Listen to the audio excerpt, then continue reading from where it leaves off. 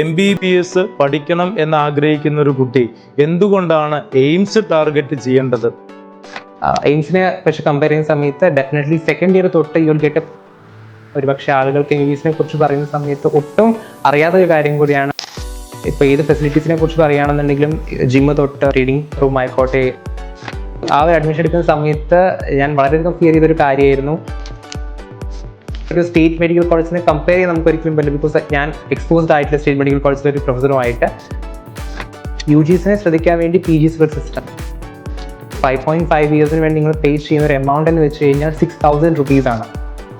We can റിലീറ്റ്. ഞങ്ങളിപ്പോൾ 2 ദിവസം കൊണ്ട് പഠിച്ച ടോപ്പിക്സ് എല്ലാം ഞങ്ങൾ നേരിട്ട് അങ്ങനെ ഒരു ആളെ കാണും.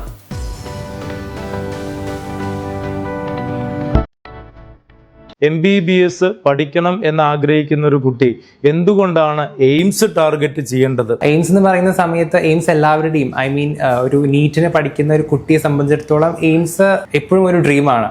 ഒന്നാമത്തെ ഫസ്റ്റ് തിങ് നമ്മൾ മനസ്സിലാക്കി വരേണ്ടത് ഫെസിലിറ്റീസ് ആൻഡ് ദി ഇൻഫ്രാസ്ട്രക്ചർ. നമുക്കൊരിക്കലും കമ്പയർ ചെയ്യാൻ പറ്റാത്ത രീതിയിൽ ഒരു സ്റ്റേറ്റ് മെഡിക്കൽ കോളേജിനെ കമ്പയർ ചെയ്യുന്ന സമയത്ത് ഒരുപാട് അന്തരം നമുക്കവിടെ കാണാൻ പറ്റും.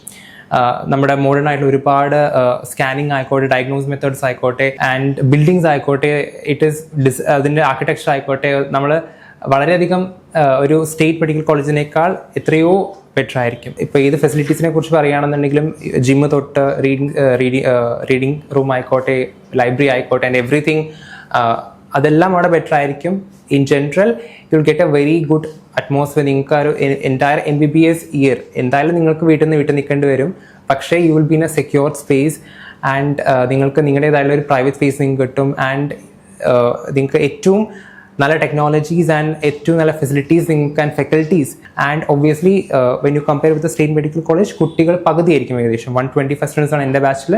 When you compare with state medical college ഏകദേശം 250 സ്റ്റുഡൻസ് ആയിരിക്കും. സോ കുട്ടികൾ കുറയുന്നതിനനുസരിച്ച് നിങ്ങൾക്ക് കിട്ടുന്ന ശ്രദ്ധയും കൂടും ആൻഡ് നിങ്ങൾക്ക് കിട്ടുന്ന ഫെസിലിറ്റീസും കൂടും. ഒരുപക്ഷെ വളരെയധികം ലെസ് നോട്ടീസ്ഡ് ആയ ഒരു കാര്യമാണ്. ഒരുപക്ഷെ ആളുകൾക്ക് MBBSനെ കുറിച്ച് പറയുന്ന സമയത്ത് ഒട്ടും അറിയാത്ത ഒരു കാര്യം കൂടിയാണ് റിസർച്ച് ഓപ്പർച്യൂണിറ്റി എന്ന് പറയുന്ന കാര്യം. എയിംസ് ആയാലും ജിമ്മർ ആയാലും നമ്മൾ ഇൻസ്റ്റിറ്റ്യൂഷൻ ഓഫ് നാഷണൽ ഇമ്പോർട്ടൻസ് എന്ന് പറയും, INI.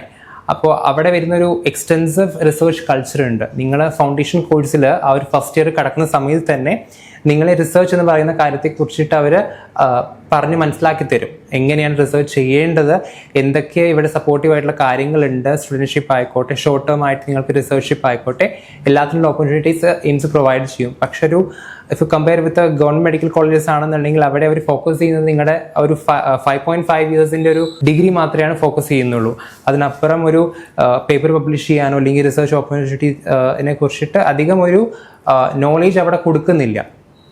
But when you compare, ഇപ്പോൾ എൻ്റെ ബാച്ചിലായിക്കോട്ടെ ഏകദേശം 20ഓളം ആളുകൾ അവരുടെ പേപ്പർ പബ്ലിഷ് ചെയ്യാൻ വേണ്ടിയിട്ട് റിസർച്ച് എവറി ഇയർ അവർ ട്രൈ ചെയ്യുന്നുണ്ട്. സോ ദാറ്റ് ഈസ് ഒരു ഗവൺമെൻറ് മെഡിക്കൽ കോളേജിനെ സംബന്ധിച്ചിടത്തോളം അതൊരിക്കലും കമ്പയർ ചെയ്യാൻ പറ്റാത്തൊരു കാര്യമാണ്. ആൻഡ് ഇൻക്ലൂഡിങ് നമ്മളെ ഫാക്കൽറ്റീസ് ആയിക്കോട്ടെ, അവരെല്ലാവരും ഈ ഒരു കാര്യത്തിനെക്കുറിച്ച് എപ്പോഴും ക്ലാസ്സിൻ്റെ ഇടയ്ക്ക് ആയിക്കോട്ടെ എപ്പോഴും ഈ റിസർച്ചിൻ്റെ കാര്യം എപ്പോഴും ഫോക്കസ് ചെയ്തുകൊണ്ടിരിക്കും. യു ഷുഡ്, കാരണം ആ ഒരു കാര്യം കൂടി നിങ്ങൾ you are in this situation, നിങ്ങൾ ആ ഒരു പെർട്ടിക്കുലർ സ്പേസിൽ ഇൻസ്റ്റിറ്റ്യൂഷനിൽ വർക്ക് ചെയ്യുകയാണ് and you have this opportunity. And third is of course hostel facilities ആയിക്കോട്ടെ. നമ്മളൊരു സ്റ്റേറ്റ് മെഡിക്കൽ കോളേജിനെ കമ്പയർ ചെയ്യുന്ന സമയത്ത് ദർ ഇസ് ഒരു ഇൻഡിവിജ്വൽ പ്രൈവറ്റ് റൂം അല്ലെങ്കിൽ ഒരു സിംഗിൾ റൂം കിട്ടുക എന്ന് വെച്ച് കഴിഞ്ഞാൽ വളരെ റിമോട്ടായ ഒരു കാര്യമാണ്. കിട്ടാൻ ഭയങ്കര ബുദ്ധിമുട്ടാണ് ഒരു സ്റ്റേറ്റ് മെഡിക്കൽ കോളേജിൽ. കാരണം അത്രയും സ്റ്റുഡൻസും ഉണ്ട്, അതിനനുസരിച്ച് ഫെസിലിറ്റീസ് കുറവാണ് സ്റ്റേറ്റ് മെഡിക്കൽ കോളേജിൽ. പക്ഷേ എയിംസിനെ പക്ഷെ കമ്പയർ ചെയ്യുന്ന സമയത്ത് ഡെഫിനറ്റ്ലി സെക്കൻഡ് ഇയർ തൊട്ട് you will get A single room. നിങ്ങൾക്ക് ഒരു സിംഗിൾ റൂം എന്തായാലും ഡെഫിനറ്റ്ലി കിട്ടും. അത് ഏത് എയിംസ് ആയാലും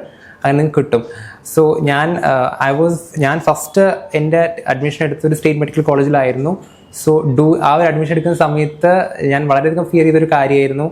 തേർഡ് ഇയർ വരെ നമുക്ക് ഏകദേശം ഒരു 4 പേരുടെ റൂം അല്ലെങ്കിൽ 6 പേരുടെ റൂം ഷെയർ ചെയ്തിരിക്കേണ്ടി വരും.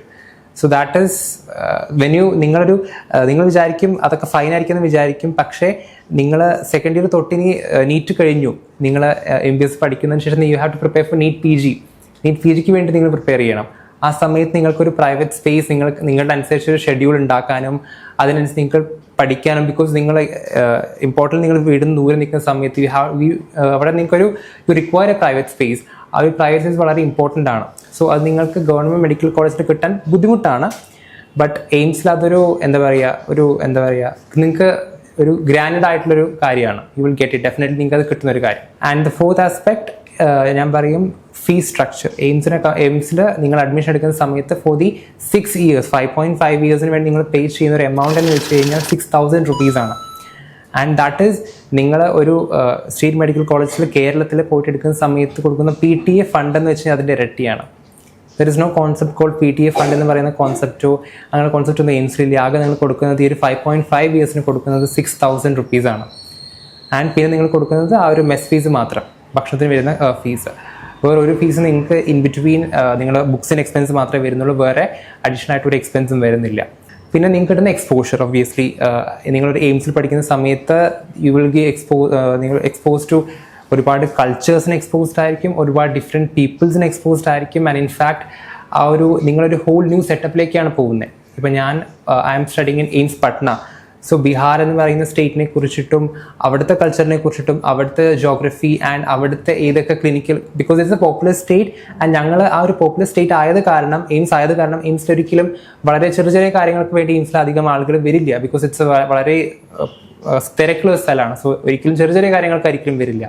വരുന്നുണ്ടെങ്കിൽ തന്നെ വലിയ വലിയ റെയർ ആയിട്ടുള്ള കാര്യങ്ങൾക്ക് വേണ്ടിയേ വരത്തുള്ളൂ. So I M current second years ഉണ്ടാകുന്ന സമയത്ത് ഞങ്ങൾ പെത്തോളജി പഠിക്കുന്ന സമയത്ത് വി ക്യാൻ റിലീറ്റ് ഞങ്ങളിപ്പോൾ 2 ദിവസം മുന്നേ പഠിച്ച ടോപ്പിക്സ് എല്ലാം ഞങ്ങൾ നേരിട്ട് അങ്ങനെ ഒരു ആളെ കാണും. ഇപ്പോൾ ഒരു ഡിഫറെൻറ്റ് ടൈപ്സ് ഓഫ് ക്യാൻസേഴ്സ് ആയിക്കോട്ടെ, ഇപ്പോൾ ഞങ്ങൾ ഡിഫറെൻറ്റ് ടൈപ്സ് ഓഫ് ക്യാൻസർ ആണെങ്കിൽ അതിൻ്റെ ഡിഫറെൻറ്റ് ടൈപ്സ് ഓഫ് ക്യാൻസേഴ്സ് ഞങ്ങൾ പീഡിയാട്രിക്സിൽ പോകുന്ന സമയത്തെല്ലാം we really get to see within 2-3 days. So അതൊരു വലിയൊരു അഡ്വാൻറ്റേജ് ആണ്. You have really good clinical exposure. And നിങ്ങളെ പഠിപ്പിക്കുന്ന PGs ആയിക്കോട്ടെ, നമ്മളെ ഹെൽപ്പ് ചെയ്യാൻ വേണ്ടി PGs ആൻഡ് SRs എല്ലാവരും ഉണ്ടായിരിക്കും, പ്രൊഫസേഴ്സ് കൂടാതെ. ബിക്കോസ് ഇതും അവരുടെ ഒരു ഡ്യൂട്ടി തന്നെയാണ്, നമ്മളെ പഠിപ്പിക്കുക എന്നുള്ള കാര്യം. So you will be assigned PGs and residents. So ഒരു വളരെ സിസ്റ്റമാറ്റിക് ആയ ഒരു സ്കെഡ്യൂൾ ആൻഡ് ഫെസിലിറ്റി നിങ്ങൾക്ക് എയിംസിൽ കിട്ടും. ഇതാണ് എനിക്ക് എയിംസിനെ കുറിച്ച് പറയുന്ന സമയത്ത് ഓർമ്മ വരുന്ന കാര്യങ്ങൾ. ഒരുപക്ഷെ ഞാൻ നോട്ടീസ് ചെയ്ത 1-2 കാര്യങ്ങൾ ഇപ്പോൾ അശ്വിൻ പറഞ്ഞതിൽ നിന്ന്, ഒന്ന് ഫാക്കൽറ്റീസിനെ കുറിച്ച്. ഇപ്പോൾ നമ്മൾ സാധാരണ ഇപ്പോൾ നമ്മുടെ ഗവൺമെൻറ് മെഡിക്കൽ കോളേജിലാണെങ്കിലും പിന്നെ പ്രൈവറ്റിലാണെങ്കിൽ there are extremely doing excellent private medical colleges ഉണ്ടെങ്കിൽ പോലും പലതും അങ്ങനെയല്ല, പല സ്ഥാപനങ്ങളും അങ്ങനെയല്ല. നമുക്ക് തന്നെ അറിയാൻ പറ്റുന്ന ഒരുപാട് കേസസ് ഉള്ളത് ഈ ഇൻസ്പെക്ഷനൊക്കെ വരുന്ന സമയത്ത് MCAയുടെ ഇൻസ്പെക്ഷനൊക്കെ നടക്കുന്ന സമയത്ത് OPയിൽ ഇത്ര പേഷ്യൻസ് ഉണ്ടാവണം എന്നൊക്കെയുണ്ട്. പല ഹോസ്പിറ്റലിലും അത് ഉണ്ടാവില്ല. അതിനു വേണ്ടിയിട്ട് അവർ ആൾക്കാരെ അഡ്ജസ്റ്റ് ചെയ്ത് നമ്പർ ഒപ്പിക്കാൻ വേണ്ടിയിട്ട് ചെയ്യുന്ന സംവിധാനങ്ങളൊക്കെ ഉണ്ട്. ഒരുപക്ഷെ അത് ഗവൺമെൻറ് മെഡിക്കൽ കോളേജിലൊന്നും അതിൻ്റെ ആവശ്യം ഉണ്ടാവില്ലായിരിക്കാം. ഈവൺ ഹിയർ ഓഫ് കോഴ്സ് എയിംസിലാണെങ്കിൽ അത് പറയേണ്ട ആവശ്യമേ ഇല്ല. ക്ലിനിക്കൽ നമ്പേഴ്സ്, അത് ആ ഒരു പോസിബിലിറ്റീസ്, അതുപോലെ ഫാക്കൽറ്റീസിൻ്റെ ഒരു വ്യത്യാസം, അത് തീർച്ചയായിട്ടും ഉണ്ടാവാൻ സാധ്യതയില്ലേ. നമ്മുടെ ഒരു സാധാരണ ഒരു മെഡിക്കൽ കോളേജ് ആണെങ്കിലും എയിംസ് ആണെങ്കിലും പ്രീമിയം ഫാക്കൽറ്റീസ്, ആ ഫാക്കൽറ്റീസിൻ്റെ ഒരു വ്യത്യാസം, അതുപോലെ തന്നെ ഈ പറയുന്ന ക്ലിനിക്കൽ, അത് ഇടയ്ക്ക് എനിക്ക് തോന്നുന്നു അശ്വിൻ സൂചിപ്പിച്ചു തോന്നുന്നു, ക്ലിനിക്കലി നമുക്ക് കിട്ടാനുള്ള എക്സ്പോഷർ, അതിലൊരു നല്ല വ്യത്യാസം വരാൻ സാധ്യതയില്ലേ? തീർച്ചയായിട്ടും.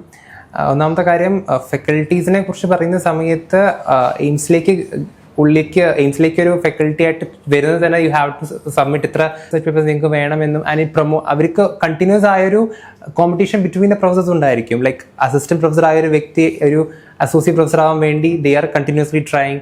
സോ ആ ഒരു സ്കിൽ എന്തായാലും ഡെഫിനറ്റ്ലി നമുക്ക് ഫാക്കൽറ്റീസിൽ ഉണ്ടായിരിക്കും. ആസ് സച്ച് നമുക്കൊരു സ്റ്റേറ്റ് മെഡിക്കൽ കോളേജിനെ കമ്പയർ ചെയ്യാൻ നമുക്ക് ഒരിക്കലും പറ്റില്ല. ബിക്കോസ് ഞാൻ എക്സ്പോസ്ഡ് ആയിട്ടുള്ള സ്റ്റേറ്റ് മെഡിക്കൽ കോളേജിലെ ഒരു പ്രൊഫസറുമായിട്ട്. And coming second to the numbers, നമുക്ക് ഡെഫിനറ്റ്ലി എയിംസ് ഡൽഹി കഴിഞ്ഞ് കഴിഞ്ഞാൽ one of the most populars ആയ അല്ലെങ്കിൽ ഏറ്റവും നമ്പർ ഓഫ് ആളുകൾ വരുന്നത് എയിംസ് പട്നയിലേക്കാണ്. Because Bihar is the one of the most popular state. So ഞാൻ പറഞ്ഞ പോലെ തന്നെ ഡിഫറെൻറ്റ് ടൈപ്സ് ഓഫ് എന്താ പറയുക, ഒരേ ഡിസീസിൻ്റെ തന്നെ ഡിഫറെൻറ്റ് സെക്ഷൻസ് നിങ്ങൾക്ക് different rarest of the possibilities നമുക്ക് കാണാൻ സാധിക്കും. നമ്മൾ ബുക്സിലെല്ലാം പഠിക്കുന്ന കാര്യങ്ങൾ നമ്മൾ വിചാരിക്കും ഇതെല്ലാം ഒരിക്കലും കിട്ടില്ല എന്ന് വിചാരിക്കുന്ന കാര്യങ്ങൾ പോലും കാണാൻ നമുക്ക് കഴിയാറുണ്ട്. ആൻഡ് നമ്മൾ ദാറ്റ്സ് വെരി, എനിക്ക് വളരെ സർപ്രൈസിങ് ആയിട്ട് തോന്നിയിട്ടുണ്ട്. പിന്നെ ഈവൻ നമ്മൾ പഠിക്കുന്ന സമയത്ത് ഈ നമ്മൾ പറയുന്ന thalassaemia and all these things, NCERT വരുന്ന തലസീമിയ, അതുപോലെ ഹിമോഫീലിയ, അതുപോലെ ഡിഫറെൻ്റ് ആയിട്ടുള്ള അനീമിയസിന് different classification. So almost all of them നമുക്ക് ഈ ഒരു ഞങ്ങളുടെ ഇപ്പോൾ ഒരു 6 months ആയിട്ടുള്ളൂ പോസ്റ്റിങ്ങിൽ, and we have seen majority of them. So that's a great thing. And that's എക്സ്പോഷറിനെ കുറിച്ച് പറയുന്ന സമയത്ത് ദാറ്റ്സ് പിന്നെ നിങ്ങളെ ഗൈഡ് ചെയ്യാനും ഞാൻ പറഞ്ഞില്ല PGs എന്ന് പറയുന്ന സമയത്ത് PGs ആയിക്കോട്ടെ ആൻഡ് ഡെഫിനറ്റ്ലി എയിംസിലേക്ക് വന്ന PGs ഇസ് ഡെഫിനറ്റ്ലി ക്വാളിഫൈഡ്. അവർ നീറ്റ് PG ക്വാളിഫൈ ചെയ്തിട്ട് എയിംസിലേക്ക് വന്ന ആൾക്കാരാണ്.